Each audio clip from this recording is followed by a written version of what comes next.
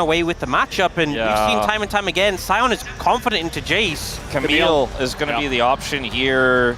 Can lock down the Ezreal.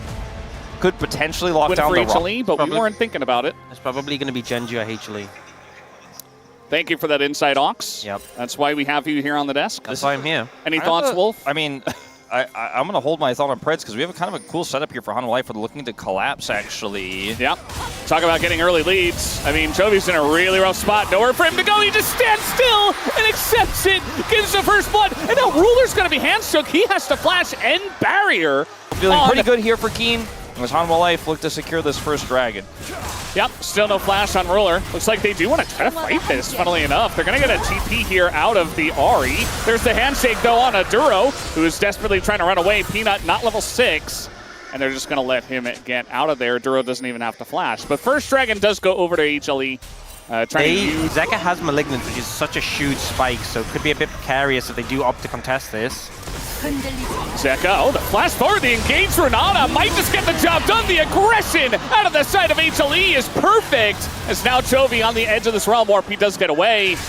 And they still have the dragon leashed. This is going to be another dragon and a kill that goes over to HLE. And they're playing this comp very well so far. Infernal Soul, too, super valuable for the longevity of Hanwha Life's comp. If they can pick it up, it is going to be huge for them. Rush control ward. There's now a replaced ward here for Delight over the wall behind the pit. So entry to this with Delight having ult as well. And this flashback up is going to be quite challenging here for Gen.G. And like you said, it's Soul Point. You're in danger of being flanked here.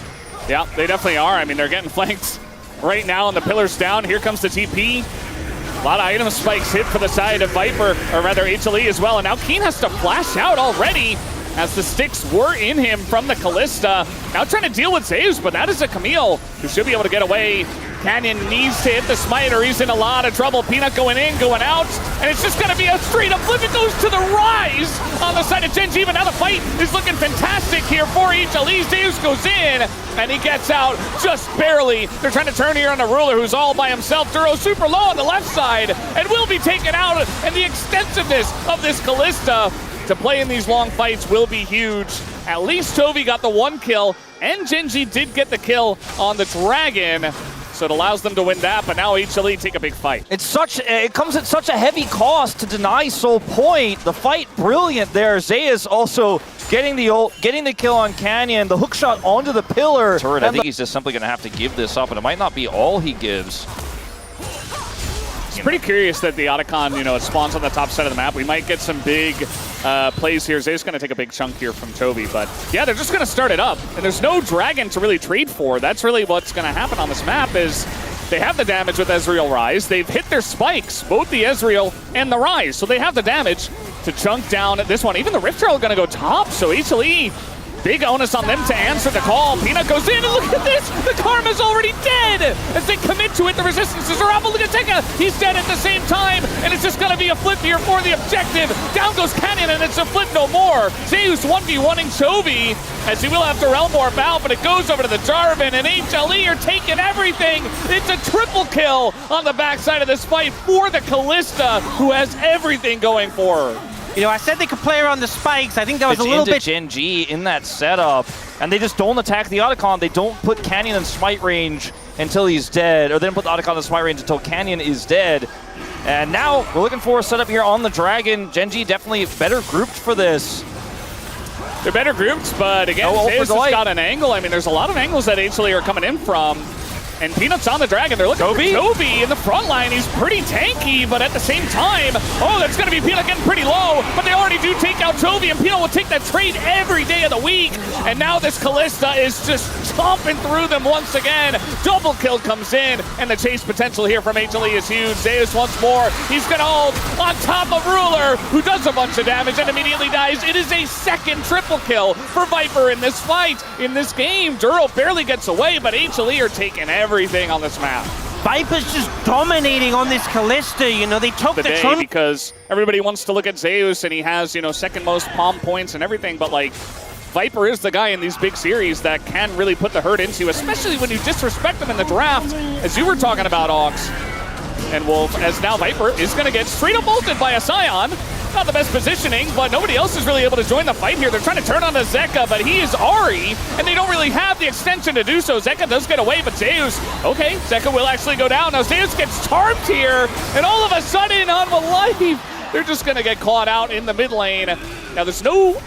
Well, actually, there's a Baron coming up in 15 seconds.